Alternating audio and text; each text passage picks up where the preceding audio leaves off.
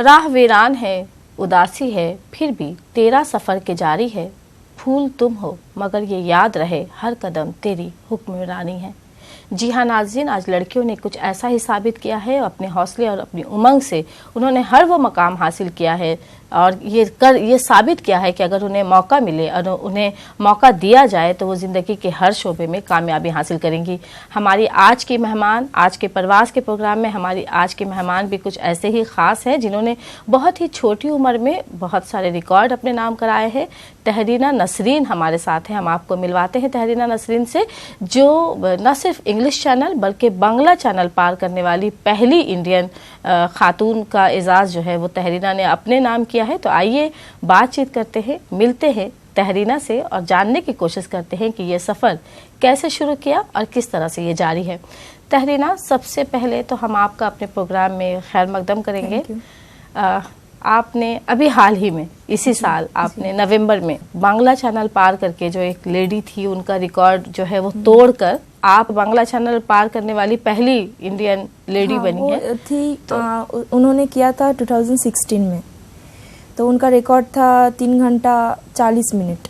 तो मैंने वो रिकॉर्ड ब्रेक करके मैं इंडियन का फर्स्टेस्ट स्विमर बन चुकी। पानी में जब वो उछाल आता है तो लोग डरते हैं, लेकिन आप माहिर हैं और बहुत छोटे वक्त से गालबन 2016 में आपने इंग्लिश चैनल पार किया था। 15 में, हाँ 15 में इंग्लिश चैनल पार किया था और पहली मुस्लिम लड़की हिंदुस्तान की जो है पहली मुस्लिम लड़की थी जिन्होंने इंग्लिश चैनल पार किया था। तो कैसे शुरू किया आपने, इस फील्ड में कैसे आई आप? स्विमिंग में आना मतलब it's like dream for me, because mummy को स्विमिंग पसंद थी और पापा को फुटबॉल और भैया तो शूटर है। तो ये पूरा एकदम डिफरेंट फील्ड है। तो मैं जब छोटी थी, एकदम छोटी 2.5 साल की, तब मेरे को मम्मी ने स्विमिंग सिखाई। मेरे खुद का एक पॉन्ड है, मतलब हाँ गांव में जिस तरह से घरों के साथ जो है वो पॉन्ड होता है। तो हालांकि बच्चे लोग पानी से मतलब खेलना वगैरह उस टाइम बहुत पसंद करते हैं, तो डूब ना जाए, मर ना जाए, उस वजह से मम्मी ने बहुत जल्दी ही स्विमिंग सिखा दी थी। मम्मी को ये नहीं पता था कि स्विमिंग सिखाने के बाद एक मेरी बेटी स्विमर बनेगी, वो भी इंटरनेशनल लेवल का। तो मम्मी अभी तो प्राउड फील करती है, कभी कभार उस टाइम डरती थी कि मतलब अभी भी डरती है कि एक समंदर में स्विमिंग करना मतलब बहुत ही ज़्यादा, एक घर में पॉन्ड में स्विमिंग करना, दोनों बहुत ही डिफरेंट है। तो मम्मी मेरे को बहुत ही सपोर्ट करती है, पापा भी बहुत सपोर्ट करते हैं घर से। मतलब पेरेंट्स से जो सपोर्ट एक मुस्लिम लेडी को नहीं मिलता वो मेरे को सभी मिला। हर एक चीज़ मिला जो मेरे को पसंद है, जो मैंने चाहा। मम्मी पापा ने कभी भी वो नेगलेक्ट नहीं किया। जो मैंने चाहा वही मेरे को उसी चीज़ में मेरे को सपोर्ट किया और अभी भी करते हैं। तो वही आप पापा फुटबॉलर थे? जी।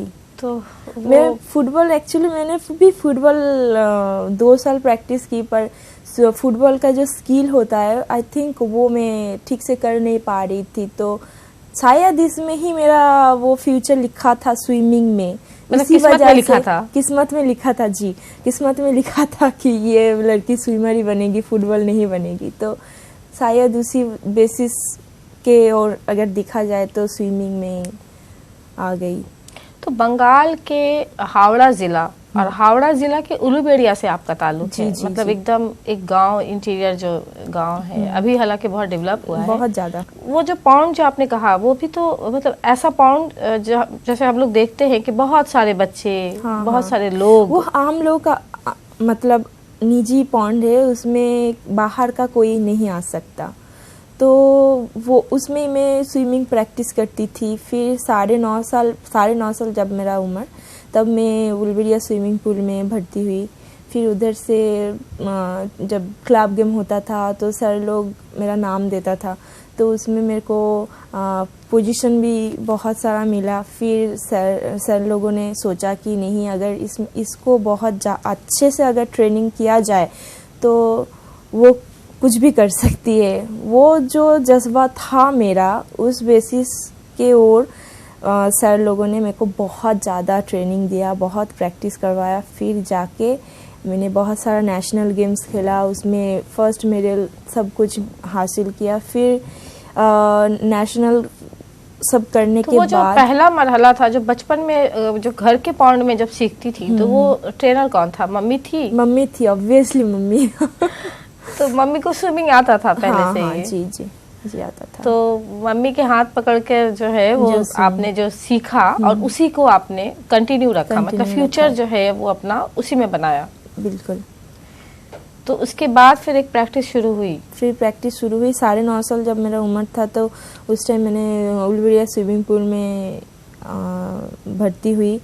फिर उधर से एक एक करके club game, age group, Bengal national, फिर school national, national game, senior national, सब करके फिर 2012 में मेरे को इनकम टैक्स डिपार्टमेंट में नौकरी मिला। तब मैं सबसे छोटी थी, 18 साल की। तो उधर से फिर मतलब इससे पहले मेरे को मतलब मैं खुद ही नहीं जानती थी कि इंग्लिश चैनल होता क्या है। तो वो समंदर में भी होता है ये भी मुझे नहीं पता था। तो जब समुंदर देखा कब था? देखा कब था एग्जैक्टली कब देखा था? मतलब मैं पूछ रही हूँ ये। कब मैंने देखा था वो मुझे नहीं पता। मतलब मुझे खुद नहीं पता था कि इंग्लिश चैनल समंदर में ही होता है। 2014 में जब मेरे को पुरी में सर ने कहा, मेरा सर था मासूदुर रहमान वैद्य, तो अभी ही इज नो मोर। हाँ। और उनकी खूबी ये थी कि वो जो है वो एक पैर जो है दो पैर उनका दोनों पैर उनका नहीं था, फिर भी और वो उन्होंने स्विमिंग में जो है वो इंग्लिश चैनल जिब्राल्टर, वो फर्स्ट हैंडीकैप थे जिन्होंने इंग्लिश चैनल जिब्राल्टर किया, वर्ल्ड का फर्स्ट हैंडीकैप। और किताबों में स्कूल्स के सिलेबस में उनके बारे में पढ़ाया जाता है। तो उससे भी आपने ट्रेनिंग लिया? उन्हीं से ये लॉन्ग डिस्टेंस का ट्रेनिंग लिया था मैंने 2013 से। तो 13 से जब मैंने ट्रेनिंग लिया, फिर उधर से मेरे को सर ने बोला कि 81 की में करना पड़ेगा, उसके लिए तुमको बहुत मेहनत करना पड़ेगा, बहुत प्रैक्टिस करना पड़ेगा। तो सर ने मुझे प्रैक्टिस करवाया था 12 घंटा 11 घंटा 12 घंटा। फिर मतलब पहले से स्टार्ट की थी मैंने 2 घंटे से, फिर 3.5 घंटा, 4 घंटा, 5 घंटा, ऐसे करते करते 12 घंटा 12.5 घंटा तक चला। फिर सर ने कहा कि you are ready for the competition. वो लड़के लोगों के साथ होता है ये मुझे नहीं पता था। मुझे लगा था कि मतलब बॉयज़ कैटेगरी अलग है, मतलब मेल कैटेगरी अलग है, फीमेल कैटेगरी अलग है, पर वो कंबाइंड कंपटीशन था। फर्स्ट सेकंड थर्ड कोई भी आ सकता है। हाँ, कोई भी आ सकता है। फिर जब मैं उतरी वो तो कुछ अलग ही था, सब एक साथ जंप जेटी से। फिर वो मतलब वो स्टार्ट हुआ था 5 बजे। 81 की में जब मैंने किया, फिर मेरे को 3rd प्लेस मिला लड़के लोगों के साथ। और तो 2 लड़के थे और 3rd? हाँ, 3rd में थी। दोनों भाई थे, आई थिंक वो दोनों भाई थे। फर्स्ट सेकेंड उन दोनों में से आया, फिर मैं 3rd आई। और उधर से बहुत सारे मतलब अभी तो आउट ऑफ इंडिया भी पार्टिसिपेट करते, मतलब स्पेन से भी आते हैं, ऑस्ट्रेलिया से भी आते हैं लड़के लोग, और उस टाइम बांग्लादेश से भी आया था। उन सबको मैंने हरा के 3rd प्लेस मेरे को मिला। फिर सर पुरी में लेके गया था प्रैक्टिस के लिए। फिर प्रैक्टिस किया उधर 13 घंटा, क्योंकि इंग्लिश चैनल में पानी बहुत ठंडा होता है, उधर सॉल्टी वाटर होता है, बहुत ज़्यादा सॉल्टी वाटर होता है, और जेलीफिश तो रहता ही है। तो वो सब मनाने के लिए सर पूरी लेके गया था 12 दिन के लिए प्रैक्टिस। तो कंटिन्यूअस 12 दिन प्रैक्टिस हम लोगों का चला। तो फिर जब आपके इंग्लिश चैनल पार करने का जो पूरा एक है वो हम सुनेंगे, लेकिन फिलहाल वक्त हो चला है एक वक्फे का। मिलते हैं एक छोटे नाज़रीन वक्फे के बाद एक बार फिर हमारे इस प्रोग्राम में आपका खैर मकदम है। हम बातचीत कर रहे हैं तहरीना नसरीन से। तो तहरीना, वो जो आपने कहा कि इंग्लिश चैनल पार करना जो एक टफ मुकाबला था, तो तैयारी किस तरह से थी? फिर मैंने मतलब पूरी से आके, मेरा तो ऑफिस गेम भी चलता है, वो शॉर्ट डिस्टेंस और लॉन्ग डिस्टेंस दोनों मिला के मेरे को प्रैक्टिस करना है, मतलब सब कुछ। उस टाइम मेरा ग्रेजुएशन भी चल रहा था। फिर 2015 में जब मैंने वीज़ा के लिए अप्लाई किया, उससे पहले तो मेरा सर का डेथ हो गया था 2015 में, सर का डेथ। तो उस टाइम मैं पूरा ब्लैंक हो चुकी थी कि मैं क्या करूं। सर चला जाना इसी टाइम में मतलब बहुत ही टफ सिचुएशन था मेरे लिए। फिर वीज़ा के लिए मैंने जब अप्लाई किया, वीज़ा कैंसिल हो गया। मतलब उस टाइम पूरा ब्लैंक, कोई सपोर्ट नहीं है, कुछ भी नहीं है, सिर्फ मैं और मेरा पापा।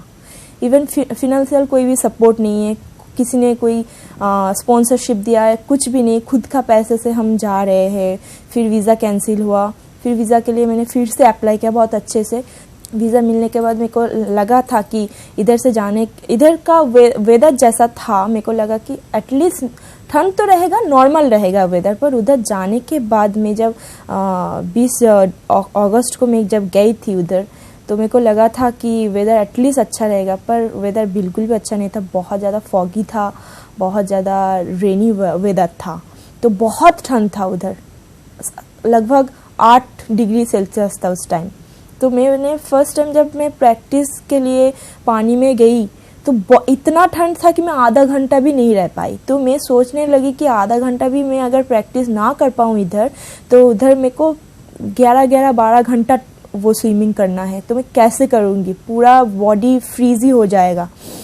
तो मैंने टोटल 16 दिन कंटिन्यूअस प्रैक्टिस किया। उन लोगों का एक एसोसिएशन का एक ट्रेनिंग होता है, 2 घंटा 4 घंटा ऐसे करके।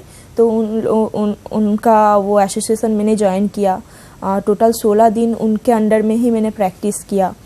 फिर प्रैक्टिस करने के बाद जब मुझे डेट दिया 3 सितंबर ऑफ 2015 का, मतलब लकी डे 3 सितंबर, तो रात को नहीं, 2 तारीख 9 बजे, 2 तारीख 9 बजे, रात को 9 बजे फ़ोन आया कि नेक्स्ट डे, मतलब रात को ही 1 बजे तुमको मरीना वो बीच में आना है।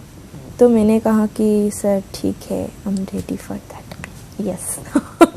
एक तो एक्साइटमेंट था और एक तो नर्वसनेस था, क्योंकि टोटल गैप था 5 घंटा। 5 घंटा मेरे को मेंटली प्रिपेयर्ड भी होना है, फिजिकली प्रिपेयर्ड भी होना है। और सारे देश, सारी दुनिया भर से सब मतलब कुछ स्टूडेंट्स जो है वहाँ पे मौजूद थे। और मैं जब 1:30 बजे गई, 1:30 बजे जाने के बाद उस टाइम शायद हाई टाइड आया था, तो उस टाइम उन लोगों ने बोला कि अभी उतरना इम्पॉसिबल है, क्योंकि हाई टाइड अभी गया है और पानी का तो कैसा तजुर्बा रहा, कैसा एक्सपीरियंस रहा? एक्सपीरियंस तो ऑसम था। मतलब पहली बार समुद्र के अंदर इंग्लिश चैनल, वो भी, हाँ, और सबसे मतलब 1 नंबर चैनल है ये। हर एक स्विमिंग में ये सब 1 नंबर का चैनल है।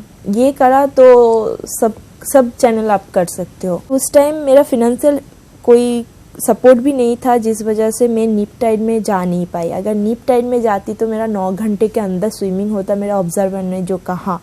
और स्विमिंग करने के टाइम जो मैंने फेस किया वो तो एक है स्प्रिंग टाइड का जो करंट होता है, बहुत ज़्यादा करंट होता है, तो उस पर आप ज़्यादा से ज़्यादा स्विमिंग नहीं कर पाओगी। मतलब बहुत फिजिकल स्ट्रेंथ बहुत ज़्यादा लगता है। और उसमें फिर जेली फिश तो बहुत ज़्यादा था। एक टाइम तो मैंने ऑब्जर्वर को कहा कि सर बहुत ज़्यादा जेली फिश है, आई कांट स्विम। तो सर ने बोला कि हैव टू स्विम। जब मैंने फिनिश किया 75% स्विम, उधर एक घाट है, उधर पहुंच नहीं पाता, तो मैं उधर कंप्लीट की। फिर कंप्लीट करने के बाद मेरे को लगा कि फाइनली मैंने मेरा सर का ड्रीम कंप्लीट किया। मैंने जो इतना साल तक मेहनत किया वो भी मतलब उसका रंग लाया। और पापा का भी, जी, और पापा का भी वो ड्रीम था कि मेरा बेटी इंग्लिश चैनल कंप्लीट कर पाए। तो ऐसे में जो पढ़ाई थी वो मुतासिर नहीं हुई? कि पढ़ाई एवरेज में एक उतना हाई लेवल का स्टूडेंट भी नहीं थी और लो लेवल का भी स्टूडेंट नहीं थी। मैं पूरा एवरेज स्टूडेंट ही मैं बोल पाऊँ कि हाँ मैंने इतना मार्क्स लेके आई हूँ। मैं मतलब पढ़ाई से ज्यादा स्विमिंग पे तवज्जो में बहुत ज़्यादा ध्यान था। और बहुत छोटी उम्र में भी नौकरी मिल गया था, तो मेरे को थोड़ा सा दिक्कत हुआ। फर्स्ट ईयर में मेरे को बहुत प्रॉब्लम हुई थी, क्योंकि वो ऑफिस भी मतलब मैनेज करना था, फिर पढ़ाई मैनेज करना था, फिर आपका मतलब 2 सीजन का स्विमिंग मैनेज करना था, सुबह का और शाम का, फिर उधर से ऑफिस। तो ये तो नौकरी भी उसी कोटे से मिली, मतलब वो स्पोर्ट्स कोटा। हाँ, तो अगर आप स्पोर्ट्स करते हैं तो बहुत कुछ अचीव कर सकते हैं। हाँ, और ऑफिस से उतना ज़्यादा सपोर्ट नहीं मिलता कि हाँ आप जाओ, आने का ज़रूरत नहीं है, ऐसा नहीं होता। काम तो काम है, वो करना काम तो पड़ेगा। काम है, काम तो करना पड़ेगा। थोड़ा सा सपोर्ट मिलता है अब तो। आई थिंक 100% में 80% मेरे को सपोर्ट मिलता है ऑफिस से। जो आप जिस इलाके से आई वहाँ ज्यादातर आप देखें कि लड़कियां जो है वो अभी जी, तक जी। आप आसपास देखती होंगी कि बहुत ज्यादा आगे नहीं आ पाती। जी। तो कुछ इस तरह के सिचुएशन हुए आप? बहुत ज़्यादा हुए, पर आई थिंक जो लोग आगे जाना चाहते हैं ना, उन लोगों को पीछे देखना नहीं चाहिए, आगे ही देखना चाहिए। तो यही सोच के मैंने ये ठान लिया कि नहीं, अगर मेरे को इन लोगों को जवाब देना है तो मुंह से कितने लोगों को जवाब देना है ना।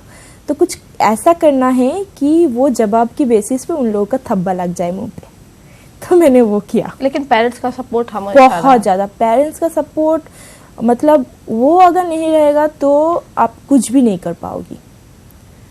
आप चाहते हो कि हाँ मुझे ये करना है, मुझे वो करना है, सब कुछ ठीक है और समाज का तो वो सब रहता ही है, पर अगर पेरेंट्स मतलब फैमिली से अगर कोई सपोर्ट ना अगर कोई करे तो आप कुछ भी नहीं कर पाओगे। पेरेंट्स का सपोर्ट बहुत इम्पोर्टेंट है। तो आज फिर क्या सिचुएशन है इलाके में? लोग किस तरह से इलाके में लोग अपने बच्चों को भेजते हैं कि जाओ? हाँ ऑब्वियसली, मैंने तो पहले नहीं देखा कि वो महामडन कैटेगरी से बोरखा पहन के भी मम्मी लोग स्विमिंग करने के लिए लेके आ रहे हैं बच्चे लोगों को।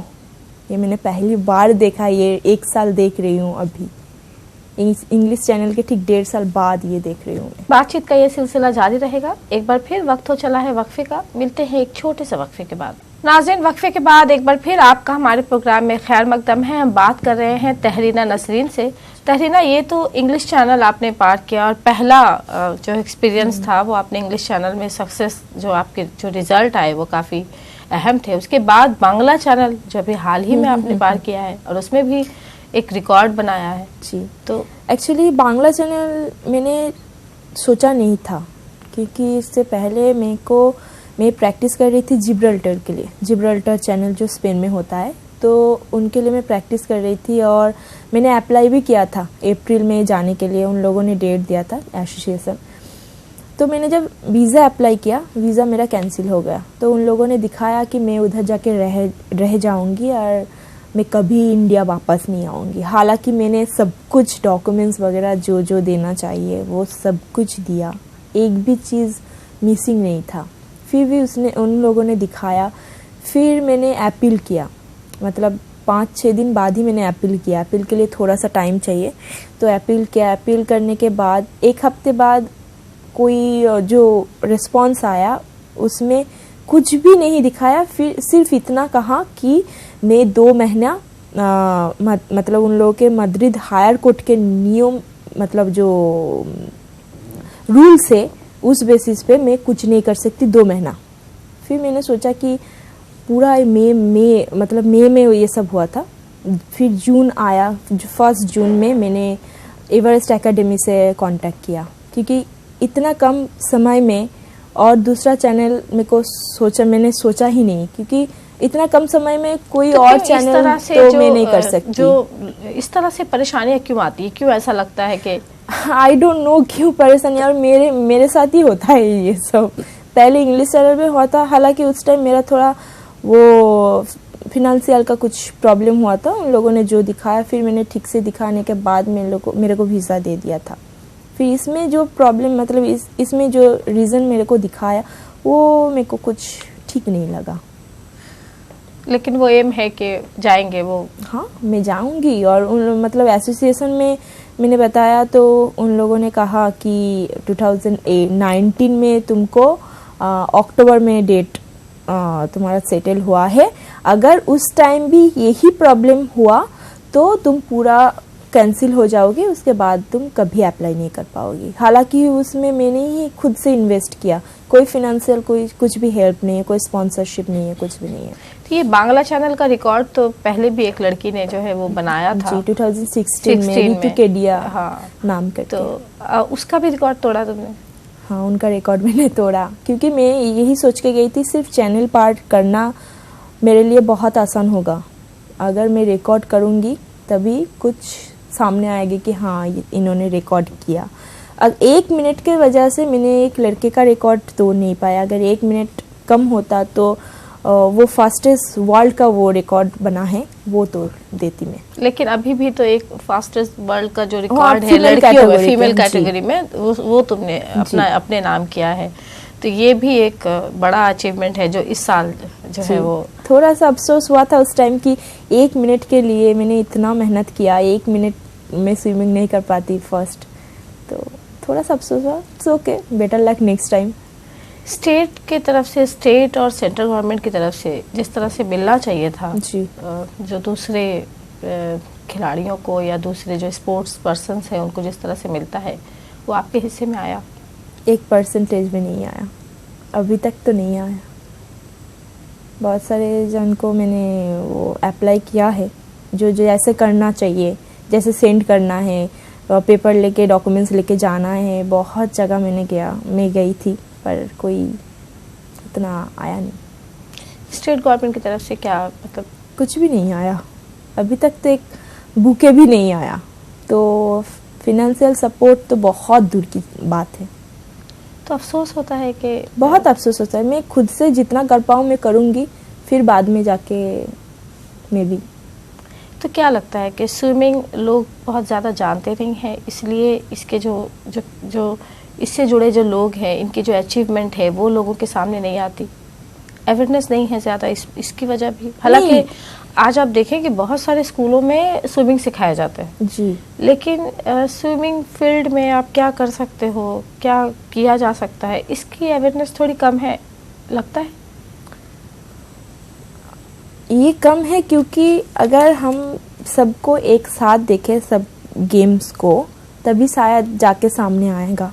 ये सभी जानते हैं कि इंडिया में सिर्फ फुटबॉल और क्रिकेट को बहुत महंगा, मतलब वो लोग बहुत हाई लेवल का देखते हैं। सिर्फ मेरे को यही ध्यान में है कि मेरे को कुछ करना है। तो क्या करना है, फ्यूचर प्लानिंग है कुछ? फ्यूचर प्लानिंग तो अभी यही बांग्लादेश का डबल क्रॉस अगर मैं करूँ तो वो वर्ल्ड रिकॉर्ड होगा। अभी तक कोई किसी लड़की ने अभी तक नहीं किया, तो फरवरी मार्च में मैं टारगेट कर रही हूँ। फ्यूचर में कुछ ऐसा सोचा है कि लड़कियों के लिए कुछ करेंगे? अगर वैसा मौका मिला तो डेफिनेटली आई विल डू। कोई एकेडमी वगैरह बनाना चाहेंगे कि? ऑब्वियसली बनाना चाहती हूँ। मेरा तो वही मानना है कि मैं खुद से पहले कोचिंग वगैरह करूँ, जितना मैंने सीखा उससे और भी ज़्यादा सीखूँ, ताकि जो नेक्स्ट जनरेशन है उन लोगों को कोई तकलीफ ना हो। लड़कियों को पढ़ाई के साथ साथ स्पोर्ट्स में आना चाहिए, बहुत ज़रूरी है। बहुत ज़रूरी है। आपको खुद का पहचान बनाने के लिए सिर्फ पढ़ाई एक रास्ता नहीं है। बहुत हर एक फील्ड है, बहुत कुछ फील्ड है, गाना, सिंगिंग, डांसिंग, ये सब स्पोर्ट्स का फील्ड है। जो उन लोगों को पसंद है, सिर्फ उन लोगों को पसंद है इस वजह से आना है ना। पहले पेरेंट्स को बहुत ज़्यादा सपोर्ट की ज़रूरत है। पेरेंट्स को सपोर्ट करना चाहिए, ताकि समाज में जो लोग बोलते हैं उन लोगों को बोलना ही है सिर्फ, ताकि वो लोग जिधर खड़े हैं उस बेसिस पे हम लोगों को भी खड़ा कर पाए। तो उधर हम लोगों को खड़ा नहीं होना, हमको आगे बढ़ना है, चलना है। और हाँ, चलते चलते बहुत जन गिरते भी है, फिर हमको उठना भी है, फिर चलना है। मतलब कुछ लोग ऐसे भी होते हैं जो हौसला तोड़ते हैं। वो तो है सोसाइटी, बहुत हौसला तोड़ते हैं। हालांकि उन लोगों को, वो लोग भी अगर कोशिश करें तो वो भी चल सकते हैं। उन लोगों को चलना नहीं है, शॉर्टकट ढूंढते हैं, पर हम लोगों को शॉर्टकट नहीं चाहिए, हम लोगों को आगे बढ़ना है। आज लड़कियों के लिए बहुत कुछ किया जा रहा है, सरकारी और गैर सरकारी बहुत सारी स्कीमें चलाई जा रही हैं जी। तो लगता है कि फ़ायदा हुआ, लड़कियों को आगे बढ़ रही हैं लड़कियां? आई थिंक पहले से अगर देखा जाए तो अभी का हुआ है। जैसे पहले घर से नहीं निकलना है, सिर्फ पढ़ाई, फिर शादी, कम उम्र में शादी। अभी कोई ये नहीं सोचता कि शादी करना है। पहले खुद के पैर पे खड़ा होना है, नौकरी करना है, फिर जाके फ्यूचर प्लानिंग बनाना है, ये अभी सोचता है लड़की। ये तो सुन के ही बहुत अच्छा लगता है। अगर हम लोगों को थोड़ा सा सपोर्ट मिले ना, हम लोग बहुत कुछ कर सकते हैं। तो लगता है कि तहरीना अपने बलबूते पर, अपने पैर पर खड़ी हो चुकी है? सिर्फ नौकरी ही ये चीज़ नहीं होता। नौकरी तो सभी करते कंपनी, अब बताओ तो गवर्नमेंट, सेंट्रल गवर्नमेंट, सब कुछ ठीक है, पर अपना पहचान बनाने के लिए कुछ ऐसा करना चाहिए जो सबके सामने आ पाए कि हाँ यही वो इंसान है जो ये नौकरी भी करता है और ये दूसरा फील्ड में ये सब क्या है। बहुत बहुत शुक्रिया तहरीना हमारे साथ बातचीत करने के लिए। आहनी जंजीर भी तोड़ सकती हो तुम, यहाँ लड़कियों को अज़्म का फौलाद होना चाहिए। जी हाँ, तहरीना ने कुछ ऐसी ही मिसाल कायम की है, अपने बलबूते पर बहुत कुछ हासिल किया है और उम्मीद जताई है कि स्पोर्ट्स के फील्ड के दूसरे खेल को भी हुकूमत की तरफ से अगर पजीराई मिली तो लड़कियां बहुत कुछ कर सकती हैं खेल के मैदान में। नाज़रीन, हमारे प्रोग्राम यही ख़त्म होता है। एक नए मेहमान के साथ फिर होगी मुलाकात, तब तक के लिए मुझे दीजिए इजाज़त। अल्लाह हाफ़िज़।